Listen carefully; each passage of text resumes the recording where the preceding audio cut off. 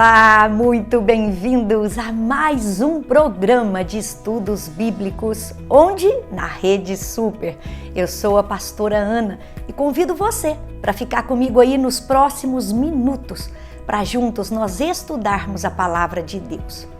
Hoje, queridos, eu queria começar perguntando para você, como está a sua adoração? Você tem adorado ao Senhor por quem Ele é? Ou apenas por aquilo que Ele faz? Como você tem se movido? Pela fé ou pelas circunstâncias? Então tem uma passagem aqui, logo depois dessas festas, logo depois do Natal, do Ano Novo, tem uma passagem aqui, queridos, que fala muito ao meu coração, que é justamente aqueles reis magos que vão ali guiados por uma estrela encontrar-se com o menino Jesus. Vamos ver essa passagem? Está lá no Evangelho de Mateus, no capítulo 2, dos versos 1 até o 12. Vão comigo. Tendo Jesus nascido em Belém da Judeia, em dias do rei Herodes, eis que vieram uns magos do Oriente a Jerusalém e perguntaram: onde está o recém-nascido rei dos judeus? Porque vimos a sua estrela no Oriente e viemos para adorá-lo. Tendo ouvido isso, alarmou-se o rei Herodes e com ele toda Jerusalém. Então, convocando todos os principais sacerdotes e escribas do povo, indagava deles onde o Cristo deveria nascer.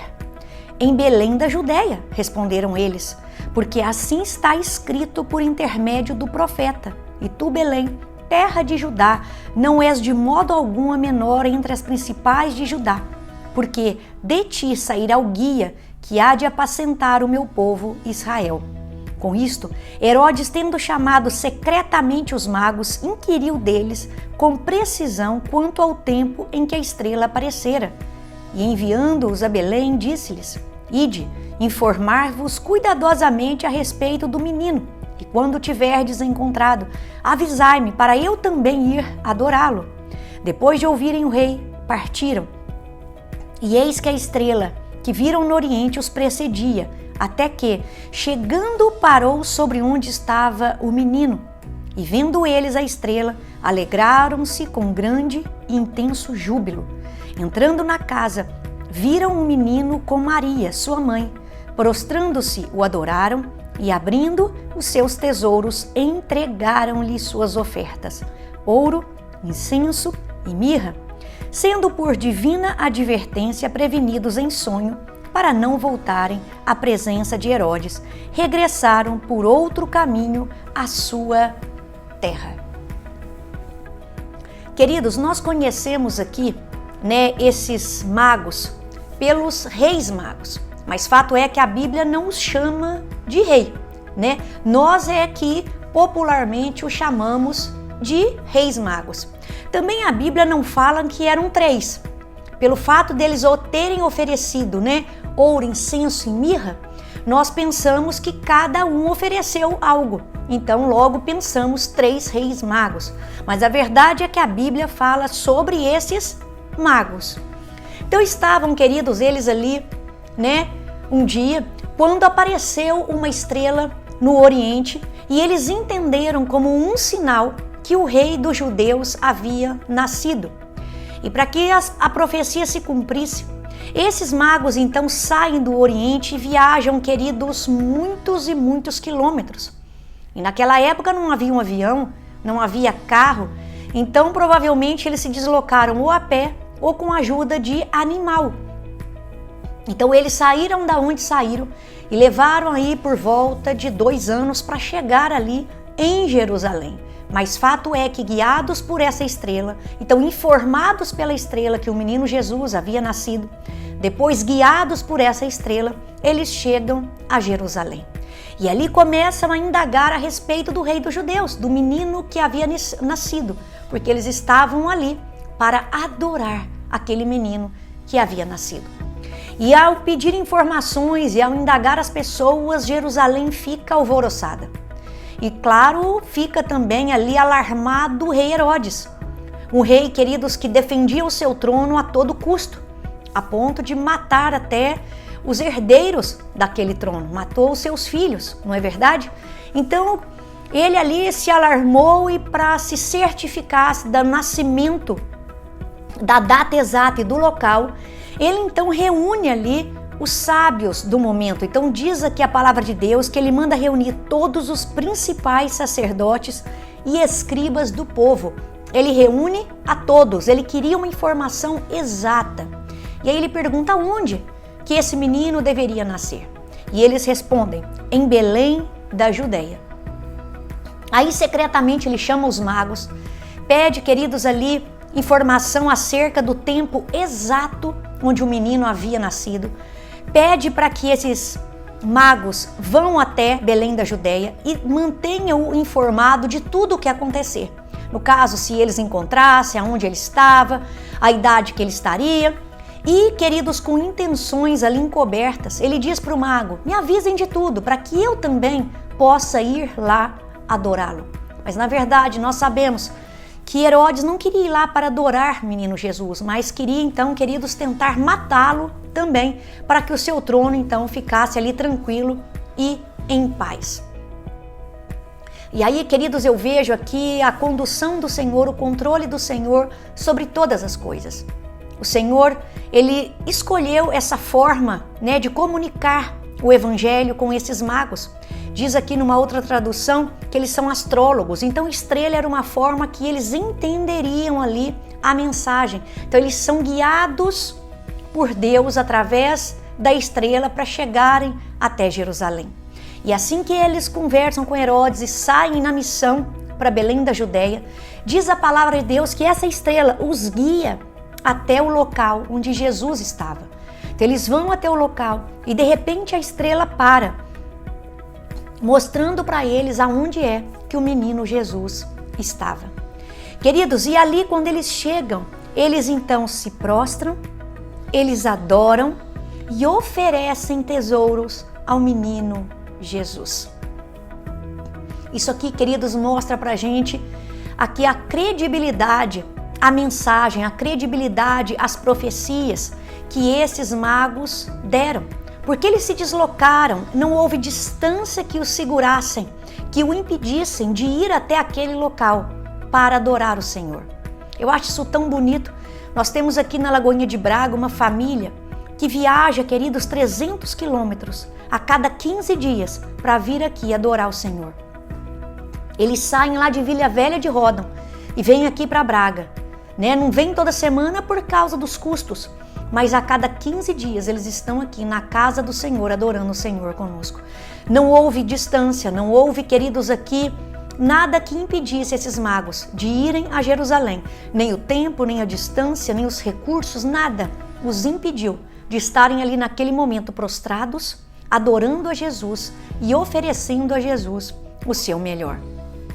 Então isso mostra pra gente aqui respeito, reverência, mostra reconhecimento, adoração e honra que eles vieram a prestar ao Rei dos Judeus, ao Rei dos Reis. Mas algumas coisas, queridos, me chamam a atenção na vida desses magos aqui e é isso que eu gostaria de deixar ao seu coração nessa tarde. Primeira coisa, a fé deles falou mais alto do que a circunstância. Como assim? Como vimos, eles saíram do Oriente, foram para Jerusalém e de Jerusalém para Belém da Judeia. Então não houve obstáculo, não houve nada que os impedisse de estar naquele local. E quando eles chegam ali, querido, Jesus já não estava mais numa estrebaria, né? Ele estava já numa casa simples. Eles chegam e encontram Jesus numa casa. Mas assim como o nascimento de Jesus foi simplório, a casa onde eles estavam também era uma casa simplória. A família de Jesus, né, não era uma família de grandes recursos. Quando eu e você vamos em Lucas, no capítulo 2, versos 23 e 24, nós vemos ali que quando a família de Jesus foi apresentar Jesus no templo, a oferta que eles ofereceram para o sacrifício foram 2 rolinhas, oferta de uma família de poucas posses. Então ali estava uma família simples, numa casa simples, e o rei dos judeus ali veio a esse mundo e estava ali dando seus primeiros passos de forma simples. Então eles ali que vieram para adorar um rei, viajaram tudo que viajaram, trouxeram os presentes de valores que trouxeram, como diz a Bíblia, tesouros. Eles, ao verem aquela simplicidade, mesmo assim, eles reconheceram a sublime origem de Jesus e a sua divindade. Eles adoraram Jesus não por aquilo que viram, mas por aquilo que creram. Pela fé, eles adoraram Jesus e creram que Jesus é o Rei dos Judeus, que Ele é o Rei dos Reis. Queridos, eu acho isso tão bonito, porque apesar da pobreza, apesar da simplicidade, o lugar não esfriou a fé daqueles homens. Antes, eles prostraram, adoraram e ofereceram tesouros para o menino Jesus. E ali naquela cultura, nós sabemos que essas pessoas não compareciam perante assim personalidades famosas, grandes homens ou reis com as mãos vazias. Então ali eles foram portando tesouros para oferecer ao rei dos judeus. E quando viram aquela simplicidade toda, não voltaram para trás, não recolheram as suas mãos, não deixaram as ofertas de lado. Antes, eles o adoraram pela fé com tudo o que tinham. Então, queridos, nós vamos para um segundo ponto. O primeiro, então, é esse: a fé deles foi maior do que qualquer circunstância. O segundo ponto é que aquilo que eles ofereceram, os tesouros, os presentes que eles ofereceram, ou seja, o ouro, o incenso e a mirra, mostram para nós, revelam para nós que eles reconhecem Jesus por quem Jesus era. Como assim? O ouro, queridos, simboliza realeza. Então você pode olhar no livro de Apocalipse, por exemplo, e você vai ver que quando fala ali de coroa, que quando fala ali da cidade, nós vemos que a cidade está cheia de ouro, a coroa é de ouro. O ouro representa essa realeza. Mas naquela cultura, queridos, uma pessoa ela só ia oferecer para outra pessoa um ouro se aquela pessoa fosse um rei superior. Então, ao oferecer aquele ouro para Jesus, eles estão reconhecendo Jesus como o Rei dos Judeus, como o Rei dos Reis, como um Rei superior que está acima deles, que está acima de nós, que está acima de todos. Então, ao oferecer o ouro, eles reconheciam Jesus como essa personalidade grandiosa, como esse Rei superior. Olha que maravilha dessa declaração e dessa oferta que eles ofereceram. Se nós podemos afirmar que eles tinham essa compreensão de tudo que estavam fazendo, queridos, nós não sabemos se eles tinham todo esse entendimento que hoje nós temos. Mas fato é que pela fé eles ofereceram. Então eles oferecem ali o ouro, né? Mas uma segunda coisa também que eles vão oferecer é o incenso. Nós sabemos, queridos, que no Antigo Testamento o sacerdote era aquele mediador entre o povo e Deus, que as pessoas compareciam ali para fazer os seus sacrifícios, pedir perdão pelos seus pecados, e era o sacerdote que oferecia esses sacrifícios, né? E levava, então, ali para os santos dos santos, as orações, acendia o fogo e jogava ali o quê? O incenso. E aquele incenso subia, né, ao céu, levando ali, então, os nossos pedidos de perdão. Era a ligação entre a terra e o céu. O incenso simbolizava, queridos, essa parte. Mas ao oferecer um incenso para Jesus, eles estavam ali, queridos, de consciência plena ou pela fé, dizendo o seguinte: Jesus é esse sacerdote. Jesus é o sumo sacerdote. É Ele que agora, queridos, se oferece em sacrifício. É Ele, queridos, quem faz esse sacrifício. Nós não precisamos mais agora anualmente irmos a um sacerdote e oferecer ali um animal para morrer no nosso lugar, né? Ano após ano, pelo perdão dos nossos pecados. Jesus é o Cordeiro de Deus que tira o pecado do mundo. Jesus foi esse Cordeiro que de uma vez por todas se ofereceu por nós, se entregou por nós de uma vez por todas, sem a necessidade de que anualmente nós possamos comparecer perante um sacerdote. Jesus é, né, esse sacerdote que nos representa perante o Senhor, e Ele foi o próprio sacrifício que o sacerdote ofereceu, ou seja, Ele é o sacrifício e Ele foi o sacerdote. Aqui, ao entregar o incenso para Ele, eles estão reconhecendo o ministério profético, o ministério sacerdotal de Jesus. E o ministério profético, claro, é o próximo, né? Quando eles oferecem ali a mirra. A mirra, nós sabemos que ela é um perfume, ela serve assim para aromas e podia ser tanto usado na confecção de perfumes, ali na hora da purificação, como também na hora de embalsamar os cadáveres. Então ali, queridos, nós vemos que essa mirra é oferecida para Jesus de uma forma profética, reconhecendo o ministério profético dele. Ele não apenas é a mensagem, mas ele traz essa mensagem, essa nova mensagem da graça. Ele é o portador dessa mensagem, ele é a própria mensagem, ele que inaugura esse novo período, o período da graça. Isso é tão fantástico que através desses presentes, esses magos reconheceram quem Jesus verdadeiramente era. Nós vemos aqui que aqueles que sabiam, todos os sacerdotes e os escribas do povo, que tinham acesso às escrituras, que tinham acesso às profecias, queridos, não se renderam a Jesus, como esses magos aqui, vindo lá do Oriente, o fizeram. Prostraram, adoraram e entregaram a Jesus os seus tesouros. E isso é importante, porque essa passagem aqui diz que quando eles entraram na casa, Jesus estava com Maria. Repare que eles não prostraram-se perante Maria, não entregaram a sua adoração a Maria, nem os seus presentes a Maria, mas tão somente focaram em Jesus Cristo, porque Jesus Cristo, sendo homem e sendo Deus, ele é digno de toda adoração. Somente Jesus Cristo é alvo da nossa adoração. Somente Jesus Cristo merece a nossa adoração.